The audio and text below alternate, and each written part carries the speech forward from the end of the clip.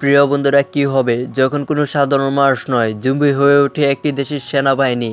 আর এই সেনাবাহিনী শুধু মানুষকেই নয়, বরং সেনাবাহিনী হয়ে সেনাবাহিনীকে আক্রমণ করতে শুরু করে। এর ফলে সেনাবাহিনীরা হয়ে যায় ভয়ানক জম্বি। আর এই সেনাবাহিনীর কারণে একটি শহর ও একটি দেশের মধ্যে ছড়িয়ে পড়ে ভয়ঙ্কর জম্বি ভাইরাস।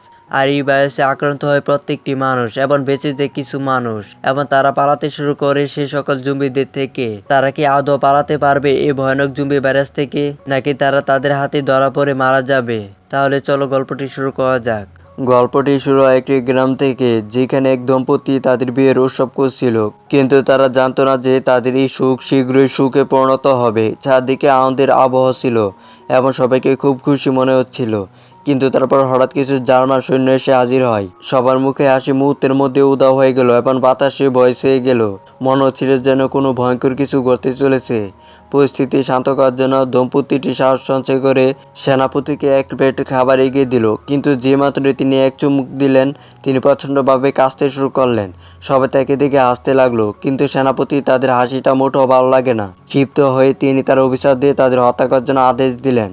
এরপর তারা একটি মেশিন গান বের করে সমস্ত গ্রামবাসীকে খুবই খারাপভাবে হত্যা করে। গ্রামবাসীরা মারা যাওয়ার সাথে সাথেই তারা তাদের শরীরে এক ধরনের গুরু সিটি দিয়ে চলে গেল। কয়েক মাস পরে আমাদের দেখানো হয় জান লুকানো নামের একজন রিপাবলিকান সৈন্যকে, যাকে গুপ্তচর বৃত্তির অভিযোগে গ্রেপ্তার করা হয়েছিল এবং মৃত্যুদণ্ড কার্যকর করার প্রস্তুতি চলছিল। জান বলে, আপনারা কি জানেন আমি কে? আমার জেনারেলের সাথে কথা বলা দরকার। সৈন্যরা ভেবেছিল সে নিজের জীবন বাঁচাতে আজে বাজে কথা বলছে। যে মাত্রই তারা তাকে মারতে বন্দুক তুলছিল, জেনারেল কেন হঠাৎ এখানে চলে আসে এবং তাকে বাঁচিয়ে দিলেন। জানা গেল কেন তার চাচা এবং তাকে শত্রুর উপর গুপ্তচর বৃত্তি করতে পাঠিয়েছিল। তিনি খবর পেয়েছিলেন যে শত্রুরা এক বিশেষ ধরনের জম্বি ভাইরাস তৈরির জন্য মানুষের উপর পরীক্ষা নিরীক্ষা চালাচ্ছে।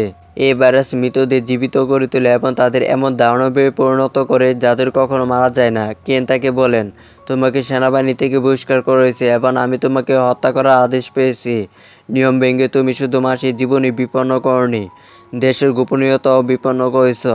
সরকার তার সিদ্ধান্ত পরিবর্তন করতে ইচ্ছুক এবং তুমি তোমার পথ ফিরে পাবে, কিন্তু বিনিময়ে তোমাকে আলাস্কাতে আমাদের সৈন্যদের কাছে একটি গোপন বার্তা পৌঁছে দিতে হবে। কেনের জন্য এই অভিযানটি আত্মহত্যার চেয়েও কম ছিল না, কারণ সেই জায়গাটি নরকের চেয়েও খারাপ ছিল। কিন্তু তার আর কোনো উপায় ছিল না, তাই তাকে এই অভিযান যেতে রাজি হতে হয়েছিল। এরপর জেন সামরিক ঘাঁটিতে পৌঁছায়, যেখানে তার জ্যাক নামের একজন সৈনিকের সাথে দেখা হয়। সে এখন এই অভিযানে তার সঙ্গী হতে যাচ্ছিল। কথা বলার সময় জুন দেখলো একজন জার্মান কমান্ডার আহত সৈন্যদের ভয়াবহ পরীক্ষার জন্য একটি ট্রেনে তুলছে। জ্যাক তাকে বলে যে আলাস্কাতে যাওয়ার একেবারে নিরাপদ নয়। কয়েক মাস আগে শত্রুদের উপর নজর রাখার জন্য শত সৈন্য পাঠানো হয়েছিল, কিন্তু তারা সবাই হঠাৎ অদৃশ্য হয়ে যায়। তাদের কেউ আর ফিরে আসেনি এবং তাদের মৃতদেহ খুঁজে পাওয়া যায়নি। শীঘ্রই তারা আলাস্কাতে পৌঁছায়, যেখানে কিছু রুশ সৈন্য সীমান্তে পাহারা দিচ্ছিল।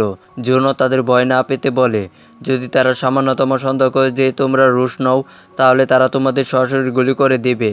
ঠিক তখনই একজন ক্যাপ্টেন তাদের কাছে এসে কঠোরভাবে জিজ্ঞাসা করলেন, তোমরা এখানে কি করছো? তোমাদের এখানে আসার অনুমতি নেই। জৈন সঙ্গে সঙ্গে উত্তর দেয় যে তাকে যত তাড়াতাড়ি সম্ভব ঘাঁটিতে রিপোর্ট করতে হবে। কিন্তু ক্যাপ্টেন তার আসার কারণ জানতে চান। জৈন প্রশ্নটা এড়িয়ে গিয়ে বললেন, এটা গোপনীয়। আমরা যদি সময়মতো সেখানে না পৌঁছাই, আপনাদের সবাইকে মেরে ফেলা হবে। এই কথা শুনে ক্যাপ্টেনের মুখে ভাব আমূল্য বদলে যায়। তিনি কোনো প্রশ্ন না করে তাদের যেতে দেন। আলাস্কাতে প্রবেশ করতেই তারা দুটি যুদ্ধ বিমানকে একে অপরের সাথে লড়াই করতে দেখে মুহূর্তের মধ্যে একটি বিমান বিধ্বস্ত হয় এবং এরই পাইলটও জঙ্গলে কোথাও হারিয়ে যায়। সে যদি একজন রিপাবলিকান হয়, তবে তার জীবন বাঁচানো তাদের জন্য উপকারী হতে পারে। তাই এক মুহূর্ত সময় নষ্ট না করে তারা জ্যাককে নিয়ে তাকে খুঁজতে রওনা দেয়। শীঘ্রই তারা বিধ্বস্ত বিমানের ঘটনাস্থলে পৌঁছালো, কিন্তু ততক্ষণ অনেক দেরি হয়ে গেছে। পাইলট মারা গেছিল এবং তার শরীরের নিচে অংশ দেওয়া হয়ে গেছিল। জৈন সেখানে একটি অদ্ভুত রঙের গরু খুঁজে পেল, সম্ভবত যুদ্ধ বিমান থেকে ফেলা হয়েছে। কিন্তু সে কিছুই বুঝার আগেই একদল সৈন্য তাদের চারদিক থেকে ঘিরে ফেললো। ক্যাপ্টেনের সন্দেহ হলো যে এই লোকগুলো রিপাবলিকান নয়, বরং বাকি সৈন্যদের শেষ করে দেওয়ার জন্য সেনাবাহিনী এদের পাঠিয়েছে। তাই তিনি সঙ্গে সঙ্গে তাদের সমস্ত অস্ত্র বাজেয়াপ্ত করলেন। মেয়েদের মধ্যে একজন রেবা, যে পুরোহিত হত্যাকারী নামে পরিচিত ছিল, সে এগিয়ে এসে জৈনের গলায় ছুরি ধরল এবং তাকে জিজ্ঞাসা করে, তোমার আসার কারণ কি? জৈন উত্তর দিল, জেনারেল আমাকে এখানে পাঠিয়েছে আপনাকে একটি গোপন বার্তা দিতে। সে ক্যাপ্টেনের হাতে একটি খাম তুলে দিল, কিন্তু যখন সেটি খোলা হলো, তার ভিতরে একটি সাদা কাগজ ছাড়া আর কিছুই ছিল ছিল না। এটা থেকে ক্যাপ্টেন প্রচন্ড রেগে গিয়ে বললেন, এই সাদা কাগজ দিয়ে তুমি আমাদেরকে কিভাবে সাহায্য করবে? রাগে তিনি জ্যাকের কপালে বন্দুক তাক করলেন। আর এই দৃশ্য দেখে জ্যাক ভয় প্রস্রাব করে ফেললো। জেন বলল, ওকে মেরে তোমাদের কোনো লাভ হবে না, আমরা আপনাকে সাহায্য করতে এসেছি। জেনের কথায় ক্যাপ্টেন কিছুটা শান্ত হলেন এবং তিনি তার মন পরিবর্তন করলেন। তাদের গাড়ির দিকে নিয়ে যেতে শুরু করলো। মৃত সৈনিকটি জীবিত ছিল, কিন্তু কিছুক্ষণ পর মৃত সৈনিকটি হঠাৎ জীবিত হয়ে উঠলো এবং মিসকে আক্রমণ করে তাদের মেরে ফেললো। গ্রেন সঙ্গে সঙ্গে পাইলটের উপর গুলি বর্ষণ করে, কিন্তু সে মরতে রাজি ছিল না। সে গ্রেনকে মারতে এগিয়ে এলো, কিন্তু ক্যাপ্টেন তার মাথায় গুলি করে। এদিকে এক বিপজ্জনক জম্বি ভাইরাসে আক্রান্ত মিস হঠাৎ জীবিত হয়ে ওঠে। গ্রেন তার গলা চেপে ধরে ভেঙে দিল, কিন্তু সে তখনও মরল না, তাই তারা তাকে গুলি করে। তারা গাড়িতে পৌঁছানোর আগে অনেক দেরি হয়ে গেছিল, কারণ বিমানগুলো বোমা ফেলে চলে গিয়েছিল। গ্ল্যান সেখানে একটি নীল গুরু খুঁজে পেল। এটা সে একই গুরু ছিল যা মৃত সৈনিকটির কাপড়ে লেগেছিল। ক্যাপ্টেন জেনের মাথায় বন্দুক তাক করে জিজ্ঞাসা করলো, তুমি কি করতে চাও? কিন্তু জেনের কাছে তার প্রশ্নের কোনো উত্তর ছিল না। তারা যখন কথা বলছিল তখন মৃত সৈন্যরা, যারা এখন জম্বি ভাইরাসে আক্রান্ত, একে একে জীবিত হতে শুরু করে। তারা হঠাৎ আক্রমণ করে একজন সৈন্যকে হত্যা করে। ক্যাপ্টেন এবং অন্য সৈন্যরা সঙ্গে সঙ্গে গুলি চালাতে শুরু করে, কিন্তু জম্বিদের সংখ্যা ছিল অনেক বেশি এবং তাদের অস্ত্র ধীরে ধীরে ফুরিয়ে আসতেছিল। তাই অনিচ্ছা সত্ত্বেও তাদের পিছু হতে হলো।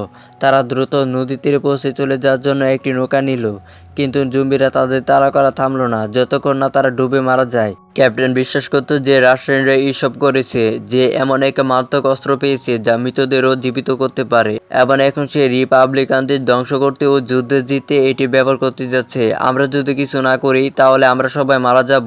জান তাকে বাধা দিয়ে বলল, রাশিয়ানরা কেন তাদের নিজেদের লোকদের হত্যা করতে চাইবে? প্রথমে আমাদের গাড়িতে যাওয়া উচিত, সেখানে আমরা সেনাবাহিনীর সাথে যোগাযোগ করে জানতে পারবো কি ঘটেছে।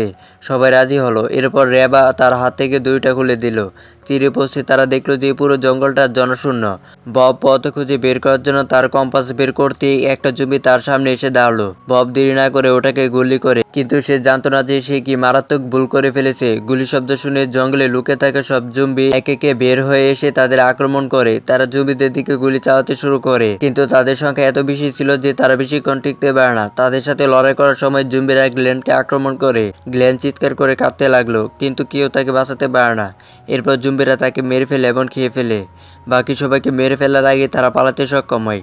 পালানোর সময় তারা একটি নিরাপদ আশ্রয়ে পৌঁছায়, যেখানে তারা একজন সন্ন্যাসী এবং দুইজন সৈন্যকে খুঁজে পায়, যারা কয়েক মাস আগে জম্বি আক্রমণ থেকে বেঁচে গিয়েছিল। বব এবং অন্যদের হুমকি ভেবে তারা সঙ্গে সঙ্গে তাদের দিকে বন্দুক তাক করে, কিন্তু জেন তার বিচক্ষণতা দিয়ে তাদের শান্ত করে বলে যে যদি তারা একে অপরকে সমর্থন না করে তবে কেউ বাঁচবে না। এরপর সবাই তাদের বন্দুক নামিয়ে ফেলে। স্টিয়ার্ট জুডেল তাদের উপর যে জম্বিরা পুরো গ্রামটি ধ্বংস করে দিয়েছে, তারা এখানে কয়েক মাস ধরে আটকা পড়ে আছে এবং তাদের খাবার প্রায় ফুরিয়ে গেছে। উপরন্ত ঘাঁটিটি সম্পূর্ণরূপে ধ্বংস হয়ে গেছে এবং তারা আর কারোর সাথে যোগাযোগ করতে পারছে না। তখন তারা পাহাড়ের মধ্যে দিয়ে পালানোর পরিকল্পনা করে, কিন্তু এই পথ মোটর সহজ হবে না, কারণ জমিদের হুমকির সর্বোচ্চ উৎপেতে আছে। এদিকে একজন রুশ গুপ্তচর, যে আগে থেকেই সবকিছু জানতো, গোপনে তাদের সমস্ত তথ্য রুশদের কাছে পাচার করে দেয়। সিগারেট টানতে টানতে জ্যাক ভাবতে শুরু করলো চিঠির অর্থ কি। সে চিঠিটা পড়িয়ে দিল, কিন্তু তারপর একটি মানচিত্র ভেসে উঠতে শুরু করে, তবে সে এ ব্যাপারে কাউকে কিছু বলে না। এদিকে রাফাল, জ্যাক এবং স্যাম পুরী মিনা থেকে জম্বিদের উপর নজর রাখছিল। তারা দেখলো যে বিপুল সংখ্যক জম্বি মিনার দিকে এগিয়ে আসতেছে। তারা সঙ্গে সঙ্গে নিচে দৌড়ে গিয়ে স্বাভাবিকে চলে যেতে বলল, কিন্তু ততক্ষণে অনেক দেরি হয়ে গেছিল। জম্বিরা জানলা ও দরজা ভেঙে তাদের উপর ঝাঁপিয়ে পড়ে। তারা সবাইকে মেরে ফেলার আগেই যমজ ভাইরা একটি গোপন পথ দিয়ে সবাইকে বাইরে বের করে আনে। বাইরে আসা মাত্রই স্যাম একটি ডিনামাইটে আগুন ধরিয়ে দিল, যার ফলে একটি বিশাল বিস্ফোরণ ঘটে এবং ভিতরে সমস্ত জম্বি মারা গেল।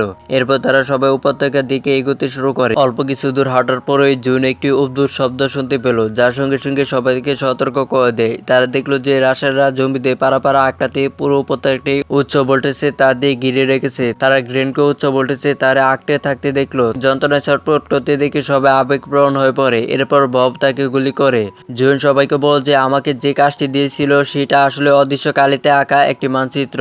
এই মুহূর্তে আমরা মানচিত্রের চিহ্নটির জায়গা থেকে বহু মাইল দূরে আছি। এখানে কি ঘটেছে তা যদি আমরা জানতে চাই তাহলে আমাদের সেখানে যেতে হবে। ববের মনে হলো তার দলের জীবন বিপদে ফেলাটা ঠিক হবে না, তাই সে মুহূর্তের জন্য চিন্তায় ডুবে গেল।